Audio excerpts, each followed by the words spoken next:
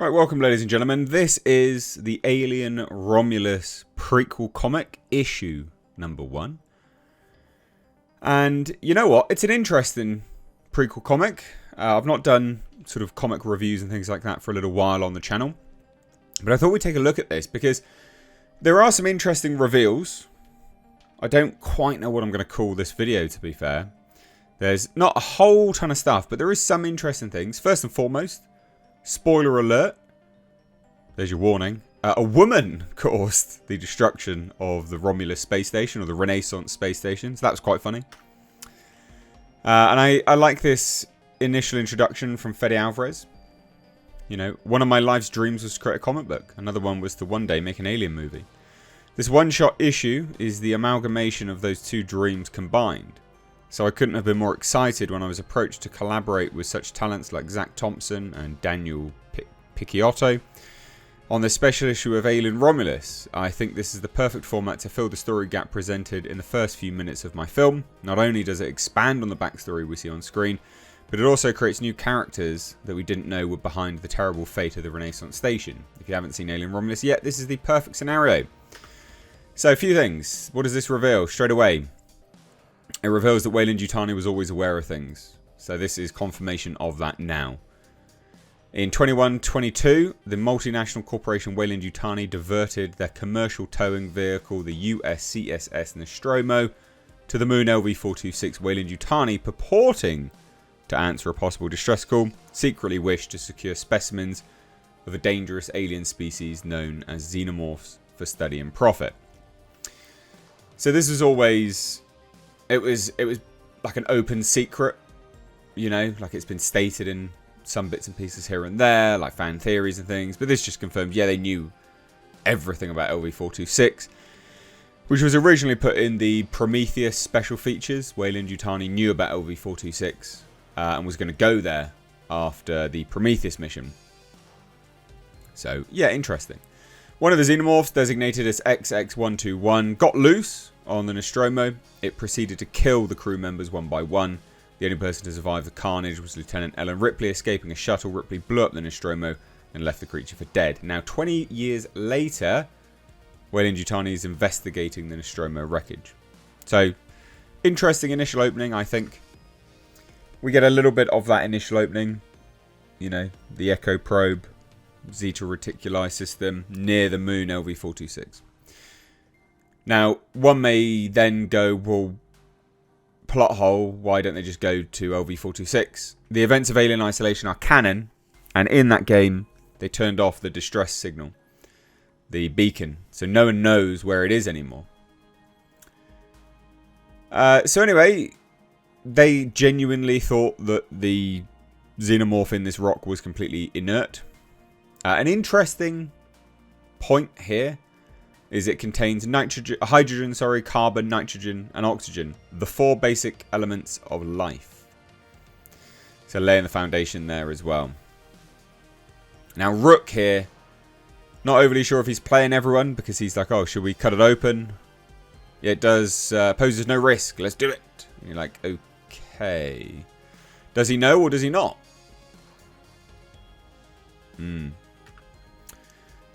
then we get a bit of an explanation for, well, we basically get revealed what a bug hunt is in the Colonial Marines now. So this is a woman called Hyla and her friend. She just immediately freaks out and is like, oh, I'm going to kill it. You're like, okay, what? Why? And then we get revealed to us in a second what happened. So, not overly sure how they got the information about the crew members and things like that. In the movie Alien Romulus, Ellen Ripley's ship is there. Like, the actual ship is there. The escape shuttle is on board. Maybe issue 2 will show that. But we're in the Remus lab here. And yeah, there's some discussion here between Rook. It says, so Rook, this thing chewed through 7 crew members. 6 Matos, 1 escaped. Either way, this life form will be invaluable to the weapons division. So these are actually, interestingly, The two divisions are working on board the Renaissance station. Science Division and the Weapons Division. Weapons Division were in the Romulus lab. Which, yeah, is quite interesting, actually, I thought. And Rook responds with disdain. Typically short-sighted human observation. You see this creature as another opportunity to consolidate power through destruction. Nuclear fusion was about energy before your kind made it a bomb, much like sarin gas. Originally an insecticide to fight hunger, only to be twisted into a chemical weapon. If you humans really want to exterminate yourselves, give the job to a few of our synths. We'll gladly comply. You're like, okay. So, but here's some interesting bits, right?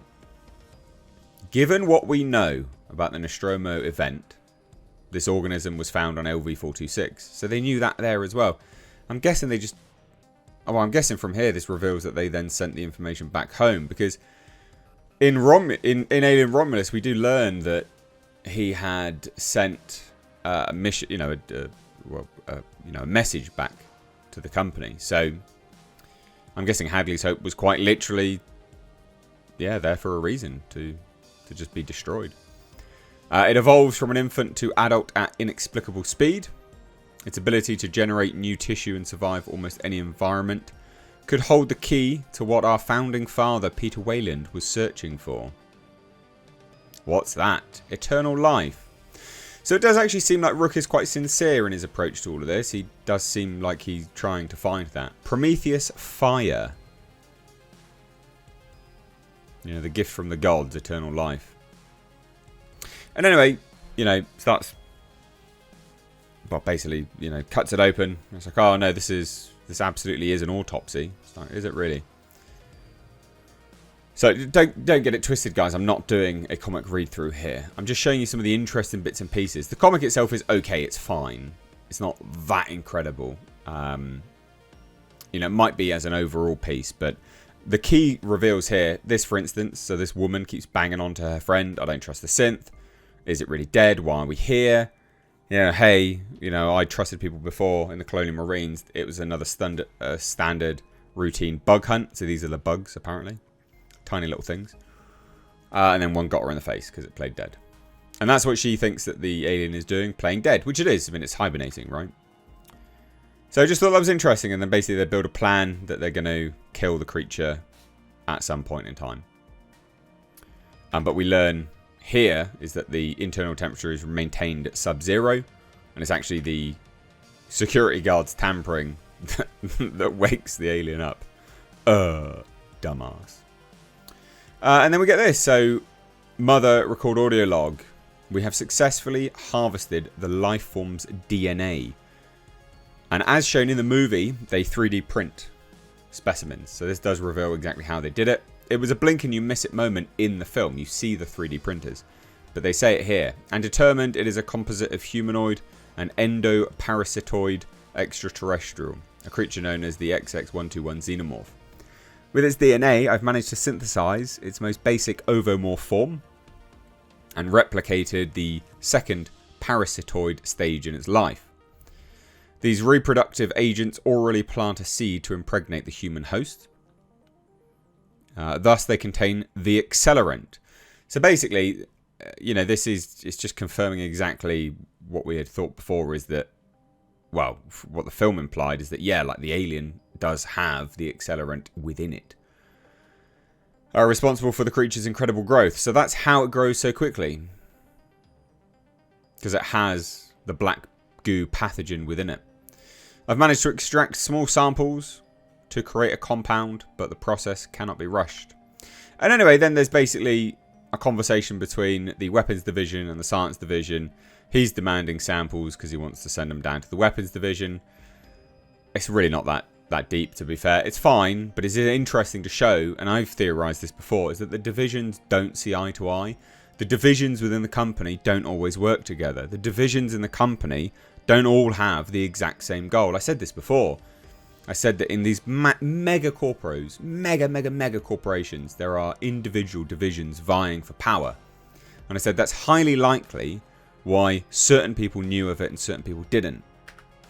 Anyway, she runs in here and messes up all of this stuff. They both get in here and they bloody wake the Xenomorph up because they're idiots. She tries smashing some bits and pieces and he dies.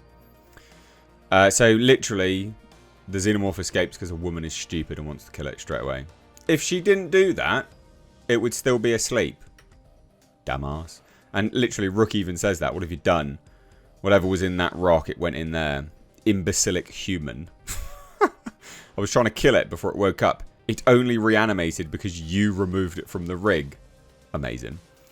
If you've disturbed my epochal work, it's like, attention Romulus. This is Science Officer Rook, basically. He begins to try and figure out, hey, we need to trial Prometheus compound Z01 immediately. And so we see that. We see a little bit of that. Here's, I'll extract it. Well, interestingly, they're pulling the DNA immediately from the facehugger there. I don't really understand why. It doesn't look like... I don't know. It's interesting. So we see what we see in the movie. Kills the rat. It blows up. And anyway, from here, we figure out why the alien actually went down to the Romulus segment of the ship and built a hive there. Because it was going there to protect the young. Which is interesting, I thought. And then we also learn, and this I might do as a separate video in and unto itself, but we do learn that the weapons division was genuinely wanting to use these to destroy its own workers and colonies. We have the dialogue here. They're truly remarkable, Matos. Imagine them cleaning up populations in the failing colonies. I'm not so sure. Leaving settlers to die would be a PR nightmare. Yes, but these creatures provide a cheaper alternative to extraction. They're plausible, deniable.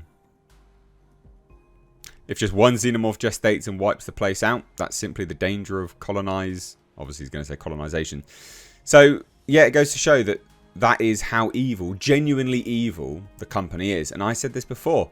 I said that I guarantee you that's why they did Hadley's Hope the way that they did. They built it there as an experiment to get more specimens. And all of them were expendable. This, to me, just confirms that. Anyway, pretty basic stuff. He goes on a bit of a rampage. It's really not that deep. You know, kill some people, blah, blah, blah. It's quite interesting. You see some people die. But it's not as in-depth as I would have liked. I would have liked the big chap to be on a bit more of a, you know... I would have liked to have seen him do a bit more, quite frankly. And then it's like it's pretty quick to die. But this part's interesting. This place is revolting. Bioprinting is delicate. You have to be willing to suffer failure to create art. So not all of those specimens were, you know, 100% basically, which I think is good. That tells us that, you know, it wasn't just a straight shot. Oh, they just recreated instantly, which I think is interesting. Anyway, big chap, it like instantly rips him in half. This happened quite literally in a matter of probably about a week. This entire situation, and that is told to us in this story. And then the woman stabs it, shoots it. It blows a hole in the hull. I can't hang on forever. And Rook's hanging on because he doesn't quite want to do it just yet. He needs to make sure that the compound works. Yeah, it works. 100% purge compound. It's beautiful. It's perfect. And then she just floats off into space. Love it. I just thought that was brilliant. I thought it was comedy gold. He's like, no, must save the compound. So he saves the compound. It's fine. And that's it. Well, it doesn't say the end. It says the beginning. Which is interesting. So there you go. It does reveal a lot. It reveals that the company is absolutely nefarious. And that their weapons division will stop at absolutely nothing. But it also reveals to me that the inner power structures within the company are not, you know, they are quite literally at odds with one another. So there you go. I'd love to hear what you thought about this. Again, this is not a read-through. This is just an interesting...